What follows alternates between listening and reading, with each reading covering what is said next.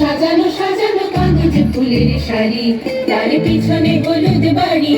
এই বাড়িটি মোদের প্রাণের আরাম, শান্ত শীতল ছায়া, এ এক ভীষণ মায়া।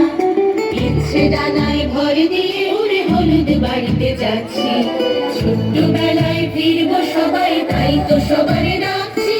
২৭ সালের জানুয়ারি দিনে আনন্দে সবে বাঁচছি। আমরা ৯৩ ব্যাচ, আমরা ৯৩ ব্যাচ।